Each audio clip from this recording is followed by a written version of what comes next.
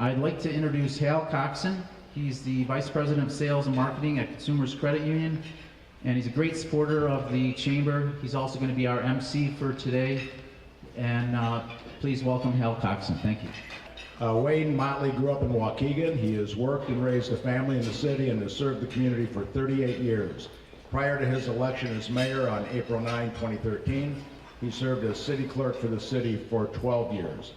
He has also served as chairman of the Waukegan Housing Authority, was chairman of the Waukegan Park Commission for 18 years, and also president for the Waukegan Park District. As I mentioned before, his life has been dedicated to public service to his hometown of Waukegan. He retired as a Waukegan Police Sergeant in 2001, a department he served for 26 years in a wide range of operations and leadership roles that included the Assistant Commander of the Waukegan Police Major Crime Scene Unit, a member of the Waukegan Police SWAT Unit, a member of the Major Accident Investigative Unit. He's also a certified conflict resolution instructor and trainer for the Waukegan Community Partnership Conflict Resolution Task Force, and he established the Waukegan Police Officer Friendly Program for elementary schools. So a lot of great stuff. Please welcome Mayor Wayne Motley. Today I'm going to talk to you about plans, development, and dreams. I'm a proud Waukeganite, and I know Waukegan is ripe for redevelopment. I've also come to the conclusion that partnerships are the keys to accomplishing goals. So let's talk about where Waukegan is currently. Lakefront development, as you know, we have established 3 new TIF districts. One of the TIF districts is the Outboard Marine Johnson Motors lot. The property is currently being remediated, and we intend to build on that in the not too distant future. The coke plant has been remediated. Maintenance dredging will occur, and what we intend to do there is take the dredging from the lake and cap the coke plant so we can start development on that soon. The South Lakefront is beginning development. Waukegan Harbor has been delisted as an area of concern, something that many people have worked on for decades. The harbor is clean, and that is, after 30 years, we finally got that harbor clean.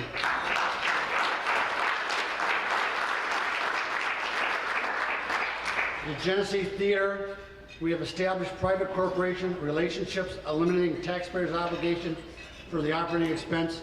The city doesn't pay. We have a private partner in there. That's Liz Uesterlein, a Uesterlein Corporation. They have changed the management. As many of you know, if you go to the show now, you'll see they have many, many more programs on the board. They added additional programming. They are actively seeking diverse shows. We have a very diverse population in Waukegan, and it's important that the shows reflect who we are as a community. We are, Liz Uesterlein of Uesterlein Corporation has upgraded the interior and exterior of the building. She called me about 6 months ago, and she said, you know, Mayor, we have an agreement with the city, and that agreement says that we can do anything we want to inside the building. And I said, Liz, that's fine, go right ahead, do it. She said, well, I'm interested now in replacing all the windows and tuck pointing the whole building on the outside at her expense. She has spent $2 million on the theater within the last year, which is, imagine if the taxpayers had to pay that. The Fountain Square subdivision, we have a new TIF out there. We're going to relieve one of our TIFs and issue a new bond. We're working with developers to bring in new stores in that area. Fountain Square roads will be resurfaced this year. City Council just passed the last council meeting. It's a $1 million plus investment, but in order to make that area work, you have to have the roads for people to drive on to get there. McGraw Park and Baxter property, as you know, that's 240 acres. That's not in the city of Waukegan. Bridge Development has made a commitment to purchase the entire property.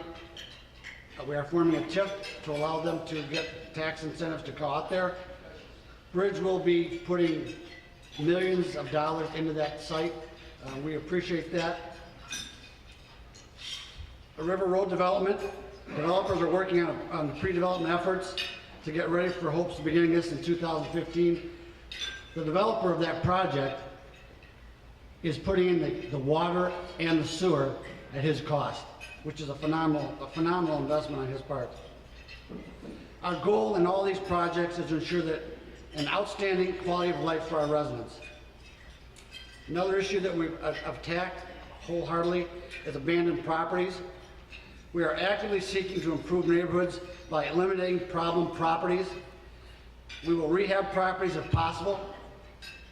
We will donate the suitable lots to non-for-profit developers, or we will demolish them when the blight on our community exists.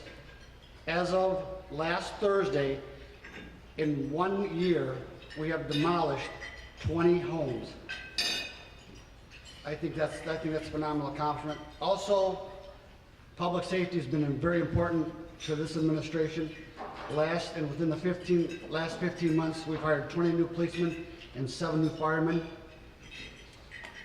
But understand this, I do nothing alone. I am proud to share these accomplishments with the city's aldermen, my staff, as well as individuals and businesses who share my dream for a better Waukegan. I would like to acknowledge some of the dreamers that have set the standard of excellence for others to strive to achieve.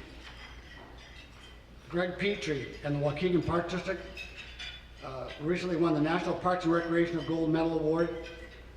Richard Lee and the Waukegan Library recently won the National Medal for Museum and Library Science. Jane Waller and Teddy Anderson were instrumental in bringing the Karcher Art Space to tuition. Madeline Siegel, Clockwise Theater. Claudia Freeman, Cultural Arts, Waukegan Symphony and Concert Choir. Susie Schreiber, Waukegan Harbor Citizens Advisory Group. Liz Uline, the Genesee Theater, and my son David Motley for the Art Walk and the Downtown Art Movement. And ladies and gentlemen, please, don't stop believing in Waukegan.